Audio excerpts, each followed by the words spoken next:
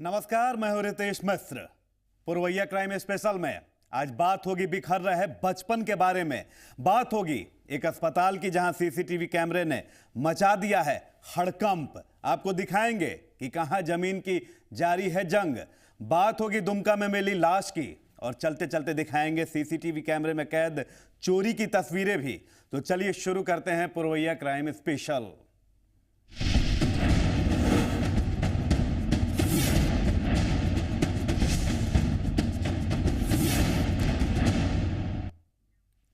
हमारे देश में कैलाश सत्यार्थी को नोबेल प्राइज मिला है। उन्हें यह पुरस्कार बचपन बचाने के लिए उनके उल्लेखनीय योगदान के लिए दिया गया है। लेकिन आज भी हमारे देश की हकीकत क्या है, ये हम आज आपको दिखाने जा रहे हैं। मुन्ने बच्चे तेरी मुट्ठी में क्या है, नन्हे मुन्ने बच्चे तेरी मुट्ठी में क्या है। मुट्ठी में है तकदीर हमारी, मुट्ठी में है तकदीर हमारी, हमने किस्मत को बस में किया है। इन हाथों की लकीरों में भविष्य की तलाश शायद धुंधली पड़ जाएगी। अब ये बच्चे अपने वर्तमान में ही संघर्ष कर रहे हैं। जीना है तो लड़ना ही होगा और लड़ने के लिए छोटी उम्र को पीछे छोड़ना होगा। पीछे इसलिए छोड़ना होगा कि सरकारी सहायता मिल नहीं रही, जिंदगी यूं ही गुजर नहीं रही। जो सरकार इतनी घोषणाएं करती है वो महज हवा में तैरती नजर आती है। अगर वो योजनाएं जमीन पर होती तो फिर ये नजारा ना होता, ये बदहाली ना होती, यूं बचपन ना छिन रहा होता, ये हाथ यूं पत्थर ना उठा रहे होते। लड़ना है जिंदगी के लिए बड़े लोगों से, लिहाजा उम्र को पीछे छोड़ना ही पड़ेगा। लेकिन ये रास्ते कानून के खिलाफ जाते हैं।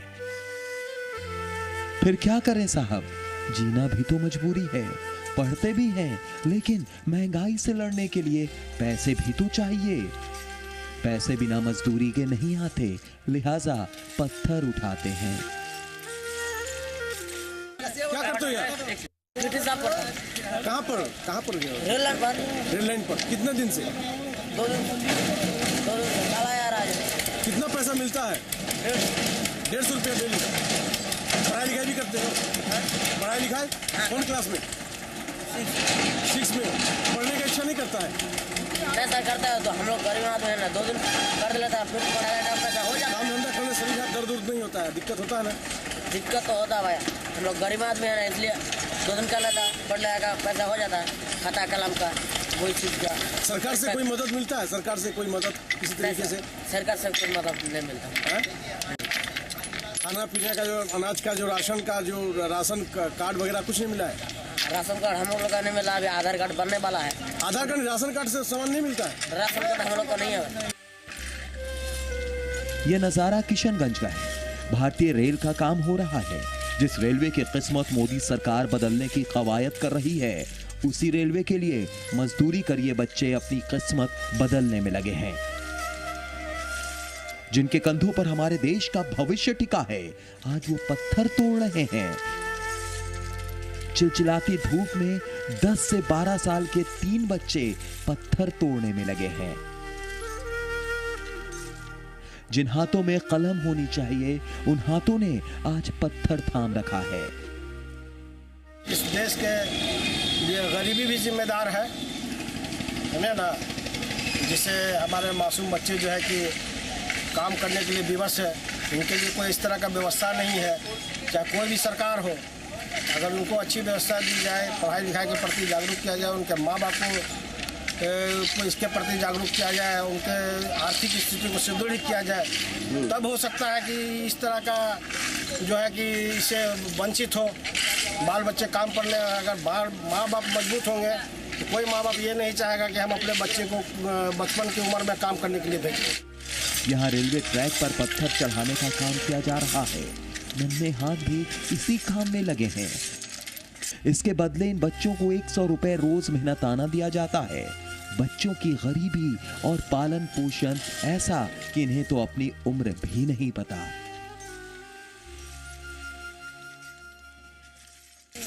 कितना पैसा मिलता है? 100 रुपया डेली। कितना दिन से कर रहे हो? कितना दिन से? आज से करो। कितना उम्र है तुम्हारा?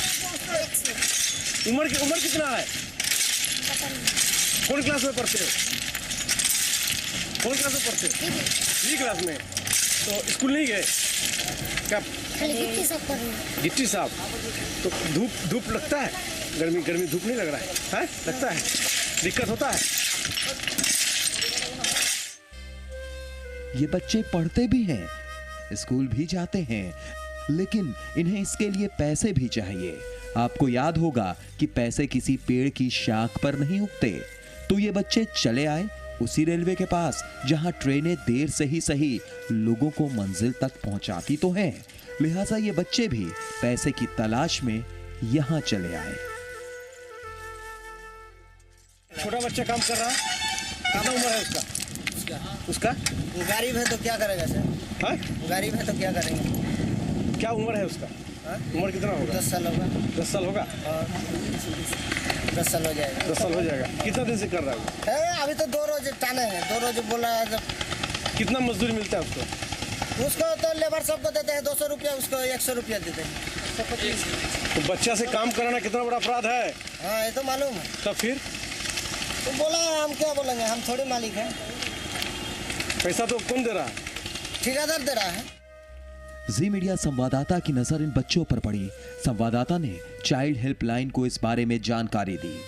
चाइल्ड हेल्पलाइन वाले सक्रिय हुए, मामला संज्ञान में आया, कार्रवाई हुई, ठेकेदार पर जुर्माना लगाया गया। 20,000 प्रति बच्चे के हिसाब से 60,000 रुपए ठेकेदार पर जुर्माना लगाया गया। 3 नंबर रेलवे गुमटी पे किसी पत्रकार बंधु के द्वारा ही सूचना मिली कि छोटे छोटे बच्चों से काम करवाया जा रहा है। तुरंत चाइल्ड लाइन की टीम को वहां भेजा गया तो पाया गया कि 3 बच्चे जो नाबालिग थे, जो बाल श्रम प्रतिबंध नियम के बिल्कुल खिलाफ था, काम करवाया जा रहा था। तुरंत फिर श्रम विभाग को फोन किया गया। श्रम विभाग के पदाधिकारी भी आए और नियोक्ता पे 20-20 हजार रुपये का प्रति बच्चे के हिसाब से जुर्माना लगाया गया है। और जो विमुक्त बच्चे हैं उसे 1800 रुपये जो सरकार की पुनर्वासन योजना के तहत जो उसको राशि मिलनी है उसके लिए प्रक्रिया शुरू कर दी गई है। इस घटना ने हमें सोचने पर मजबूर कर दिया है। हम कहां जा रहे हैं? तरक्की के ये रास्ते कहां ले जा रहे हैं? जिस देश के कैलाश सत्यार्थी को बचपन बचाने के लिए नोबेल पुरस्कार मिलता है, उसी देश में बचपन आज भी इन पत्थरों के बीच दम तोड़ रहा है। क्या इस हकीकत पर हमारी सरकार की नजर नहीं पड़ती, या फिर हमारी सरकारें इसे देखना ही नहीं चाहती? ये भी एक बड़ा सवाल है, लेकिन उम्मीदें अभी जिंदा हैं। हमसे ना छुपाओ बच्चों, हमें तो बताओ, आने वाली दुनिया कैसी होगी समझाओ। आने वाली दुनिया में सबके सर पे ताज होगा। आने वाली दुनिया में सबके सर पे ताज होगा। ना भूखों की भीड़ होगी, ना दुखों का राज होगा। अमित कुमार सिंह, जी मीडिया, किशनगंज। सुरक्षा के सबब यानी कि सीसीटीवी कैमरे अब लोगों के लिए मुसीबत बन चुके हैं। ये कैमरे लगाए तो जाते हैं हिफाजत के लिए, लेकिन अगर इनके लगाने की जगह सही ना हो तो ये लोगों के लिए मुसीबत भी खड़ी कर देते हैं। कुछ ऐसा ही मामला सामने आया है खूंटी से, जरा आप भी देखिए। सीसीटीवी कैमरा लोगों की हिफाजत के लिए होता है। इसे लगाया जाता है ताकि अपराध रोके जा सके, ताकि लोग इस तीसरी आंख से डरें और सतर्क रहें। लेकिन यही तीसरी आंख जब लोगों की प्राइवेसी के बीच में आ जाती है तो काफी मुश्किलें खड़ी हो जाती हैं। केंद्रीय मानव संसाधन विकास मंत्री स्मृति ईरानी भी इसका शिकार हुई हैं। उन्होंने फैब इंडिया के एक शोरूम के चेंजिंग रूम में सीसीटीवी कैमरा होने का आरोप लगाया था। इस आरोप के बाद पूरे देश में खलबली मच गई थी। मामले ने काफी तूल पकड़ा था, लेकिन कुछ ऐसा ही मामला झारखंड के खूंटी से भी सामने आया है। यहां के सदर अस्पताल में सुरक्षा के दृष्टिकोण से सीसीटीवी कैमरे लगाए गए, लेकिन ये कैमरे वहां काम कर रहे नर्सों के लिए परेशानी का सबब बन गए हैं। दरअसल खूंटी के सदर अस्पताल में नर्सों के चेंजिंग रूम में भी सीसीटीवी कैमरे लगाए गए हैं, लेकिन ये कैमरे नर्सों की परेशानी बढ़ा रहे हैं। ड्रेस चेंज भी करते इसी रूम में। आप लोग यहाँ पे छुट्टी के वक्त पर जब या ड्यूटी पे आते हैं तो अपना ड्रेस वगैरह भी चेंज करते होंगे? हाँ, ड्रेस चेंज करते हैं। तो यहाँ पे सीसीटीवी कैमरा लगा हुआ है। अब लगा तब से हम लोग नहीं करते, क्या करेंगे? इधर उधर वार्ड में जाके इधर उधर छोटा सा जगह में चेंज करते हैं, क्या करेंगे? आप यहाँ पे सोते भी नहीं होंगे? अब रात होता है सोने के लिए, 12 घंटा का रात है। अब थोड़ा बहुत सोने तो नेचुरली है, थोड़ा बहुत तो सोएंगे ही ना। अब कैमरा लगाया, जगह ही नहीं है, तब क्या करेंगे? यहीं पे सो ही जाते हैं। अब देखे या कोई क्या करे? अब हम लोग थोड़ा सा अगर रेस्ट तो करेंगे, थोड़ा देर 5-10 मिनट, आधा घंटा। यहाँ रात के शिफ्ट में काम करने वाली महिला नर्सों को ज्यादा परेशानी उठानी पड़ती है। इतना ही नहीं, इस अस्पताल में महिला ओपीडी में भी कैमरे लगा दिए गए हैं। अब इसके बाद यहाँ इलाज कराने के लिए आने वाली महिला मरीजों को दिक्कतें हो रही हैं। क्या आप सहमत हैं ये होना चाहिए इलाज कराने के लिए? अगर ये हो भी तो औरतें को देखे तो अच्छा रहेगा, वैसे बनाइए। लेकिन अस्पताल परिसर में आप यहाँ पे चेकअप करवाने आई हैं तो समस्या एक महिला डॉक्टर को बताएंगे। आप अपने कपड़े खोल के चेकअप भी करवा। महिला डॉक्टर तक ही रहे ये सीसीटीवी तो अच्छा रहेगा, उससे आगे नहीं, क्योंकि बहुत खराबी है। जेंट्स तक चला जाएगा तो प्रॉब्लम आ जाएगी। वैसे अस्पताल के सीनियर डॉक्टर ने इस बारे में पूछे जाने पर बताया कि ये कैमरे सुरक्षा के लिहाज से लगाए गए हैं। हालांकि आधिकारिक तौर पर जवाब देने के लिए सिविल सर्जन है नहीं, वो छुट्टी पर है। हर चीज़ का एक प्राइवेसी है, प्राइवेसी भी ह्यूमन राइट्स में आता है। तो आप तो सुरक्षा का आप ध्यान रखिए, लेकिन साथ में ये भी ध्यान रखना है कि किसी का प्राइवेसी इससे डिस्टर्ब नहीं होना चाहिए, है ना। कि प्राइवेसी ह्यूमन राइट्स है, अगर ये चीज़ डिस्टर्ब होता है तो ये चीज़ को हमेशा ऑलवेज ध्यान में रखना चाहिए। अभी हाल में ये देखे होंगे कि आज के ही पेपर में था, स्मिता ईरानी जो गई वहाँ जो मॉल में जो था, जो चेंजिंग रूम था, उसमें ये पाया गया। तो ये चीज़ को ध्यान में रखना चाहिए कि उसे प्राइवेसी किसी का डिस्टर्ब नहीं हो। सिक्योरिटी के लिहाज से तो ठीक है अपना, लेकिन चेंजिंग रूम में सर लगाना क्या ये सुरक्षा के दृष्टिकोण से सही है? अब ये जब उस समय लग रहा था, उसी समय इस चीज़ पे मामला संज्ञान में आने के बाद जिले के उपायुक्त ने जांच के आदेश दे दिए हैं। अस्पताल में इन जगहों पर लगे कैमरे जब्त कर लिए गए हैं। इस मामले में जांच के लिए एक टीम बना दी गई है। अब जांच के बाद रिपोर्ट आने का इंतजार है। बेसिकली जाके उन उपायुक्त महोदय के निर्देश पे उन जो कैमरे थे सीसीटीवी उसको जब्त कर लिया गया और उपायुक्त महोदय द्वारा मौखिक निर्देश दे दिया गया है। 3 सदस्यीय समिति एक होगी जिसमें एडिशनल कलेक्टर है, मैं खुद SDO और SDPO। तो वो जांच रिपोर्ट आज हम दोनों मतलब नर्सों के भी, वहाँ के लेडीज स्टाफ के और CS साहब का उस पर क्या स्टैंड है ये दर्ज करा के हम लिखित रिपोर्ट सौंप देंगे उपायुक्त। क्या कार्रवाई होनी चाहिए सर उसमें? जो रिपोर्ट होगा, जैसे अभी जो CS साहब है उनका स्टैंड ने उनका क्या इसके पीछे किस उद्देश्य से उन्होंने लगाया था ये तो नहीं पूछा गया। जब उनसे पूछा जाएगा तो एक रिपोर्ट हम देंगे जिसमें कार्रवाई का अधिकार। जांच रिपोर्ट के बाद कार्रवाई की जाएगी, लेकिन सुरक्षा के नाम पर खिलवाड़ नहीं किया जाना चाहिए। इन कैमरों का इस्तेमाल हिफाजत के लिए होना चाहिए, न कि लोगों की परेशानियां बढ़ाने के लिए। सोनू अंसारी, जी मीडिया, खूंटी। तो अपनी सुरक्षा के प्रति आप भी सचेत रहें। बहरहाल वक्त है एक छोटे से ब्रेक का।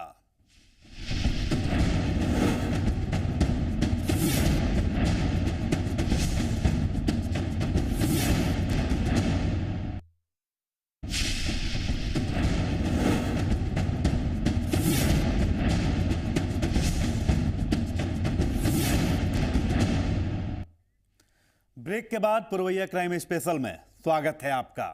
जल, जंगल और जमीन के लिए झारखंड का गठन हुआ था, लेकिन जमीन एक ऐसी समस्या है कि जो अब तक खत्म नहीं हुई है।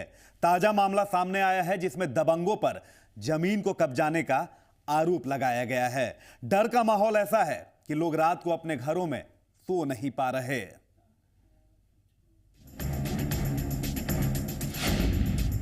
जल, जंगल और जमीन,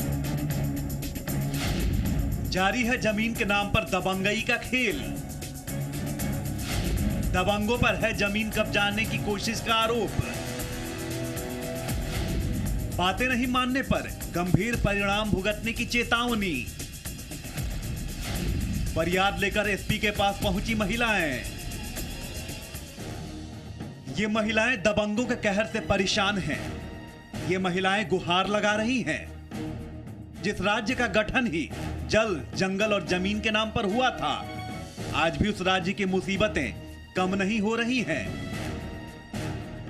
आज भी वहां जमीनों को कब्जाने की होड़ बदस्तूर जारी है। दरअसल ये मामला है जमशेदपुर का। ये महिलाएं हुरलुंग बस्ती की रहने वाली हैं। इन महिलाओं का आरोप है कि इनकी जमीन छीनने की कोशिश की जा रही है। इनका कहना है कि इलाके के दबंग व्यक्ति लगीन कर्मकार ने जीना परेशान कर रखा है।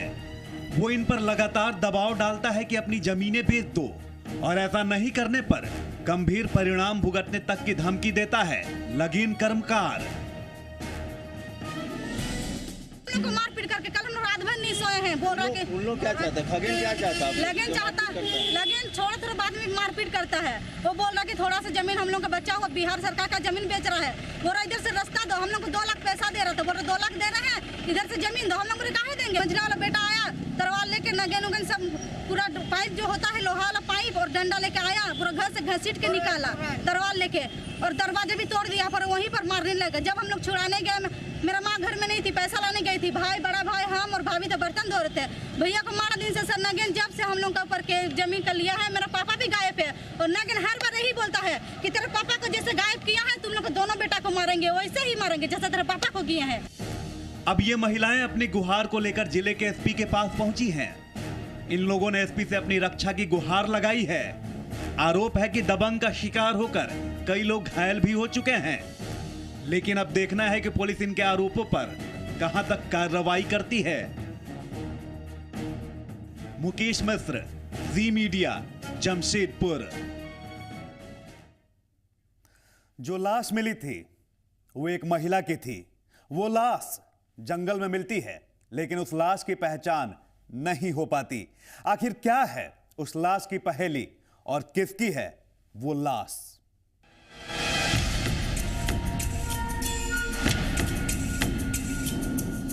ये लाश दुमका थाना इलाके के करहलबिल मोहल्ले से कुछ दूरी पर जंगल के पास से मिलती है।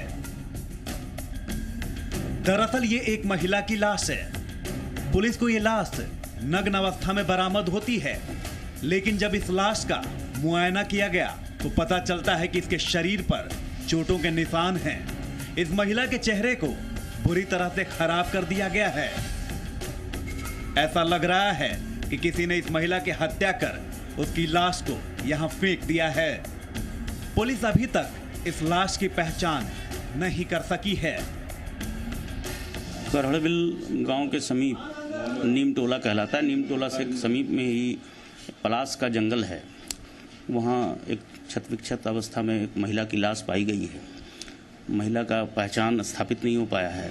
आपको बता दें कि जिस जगह से ये लाश बरामद हुई है वो जगह सुनसान रहता है। वहाँ कोई जल्दी आता जाता भी नहीं है।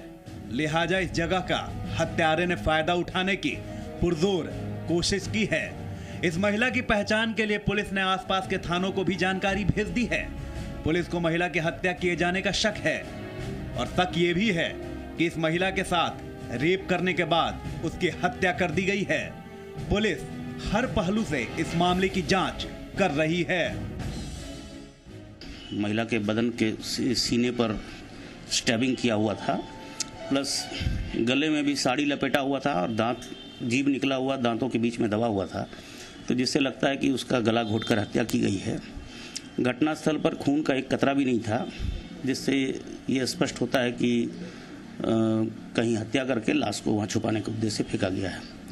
इस संबंध में नगर थाना में 302-201 का केस दर्ज किया गया है, और मृतिका का पहचान स्थापित करने का प्रयास किया जा रहा है। इस संबंध में भी छानबीन की जा रही है।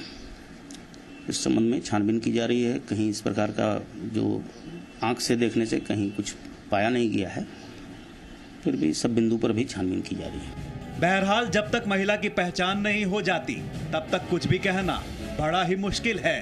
पुलिस अब हर तरह से इस मामले की जांच में जुट चुकी है और उम्मीद है कि जल्द ही महिला की पहचान हो जाएगी और साथ ही वो हत्यारे भी जल्द ही बेनकाब हो जाएंगे जिसने इस महिला को मौत के घाट उतार दिया। सुबीर चैटर्जी, जी मीडिया, दुमका।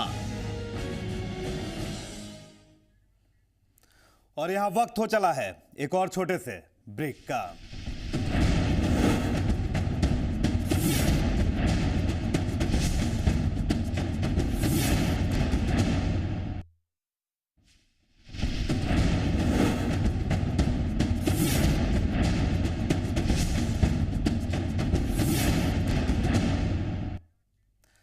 ब्रेक के बाद एक बार फिर से स्वागत है आपका। चोरों के भी कुछ नियम होते हैं, वो भी बाकायदा शगुन बनाते हैं। जी हां, बिल्कुल सही सुन रहे हैं आप। आज हम आपको दिखाने जा रहे हैं चोरी की वो लाइव तस्वीरें जिसमें चोरों जो थे वो काफी अनजान थे।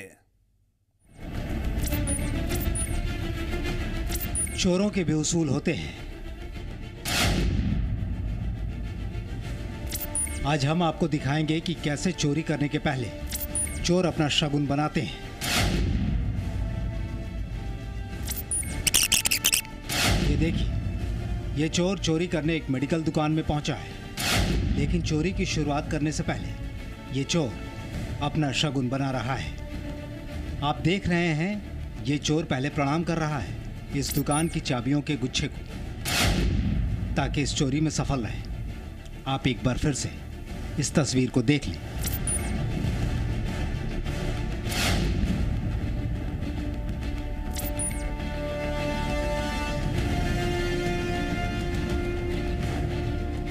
ये टूटे हुए ताले गवाही दे रहे हैं उस चोरी की जिसका पता सुबह में दवा दुकान के मालिक को चलता है। रात में हम 9:15 के आसपास यहाँ से निकले दुकान बंद करके, और सुबह में हम माने 6:30-7 बजे के लगभग जब आए तो देखे कि हमारा शटर खुला हुआ है और अगला गेट फ्रंट जो है वो खुला हुआ है। जब वो खुला हुआ देखे तो हम सोचे कि ऐसे कैसे हो गया। जब अच्छा से देखे तो देखे कि ताला काट के बिगल है। उसके बाद थाना पर फ़ोन किए, उसके बाद घर में सूचना दिए, मुखिया जी को सूचना दिए। धीरे धीरे सब लोग जान गया, बहुत लोग जुटा, बहुत सारे लोग आए और उस छानबीन शुरू हुआ। सीसीटीवी इसमें लगा हुआ है, तो उसका फुटेज निकलवाने के लिए जिनसे लिए थे वो आए, फुटेज निकाला गया। उसमें 3 लोग साफ साफ नजर आ रहे हैं। वो 3 चोर थे, उनमें से 2 चोर चोरी करने दुकान में घुसते हैं। अपने शगुन की शुरुआत कर चोर चोरी को अंजाम देने आगे बढ़ता है। आपको ये भी बता दें, ये तस्वीरें हाजीपुर के बिद्दुपुर थाना इलाके की। यहाँ के दाऊद नगर चौक पर एक मेडिकल दुकान है। इस दुकान को चोरों ने अपना निशाना बनाया। सबसे पहले चोर पूरी प्लानिंग करते हैं और फिर इस दुकान पर धावा बोलते हैं, लेकिन चोरों को नहीं मालूम था कि इस दुकान में सीसीटीवी कैमरा लगा है, लिहाजा वो बेफिक्र होकर चोरी को अंजाम देने में जुटे रहते हैं।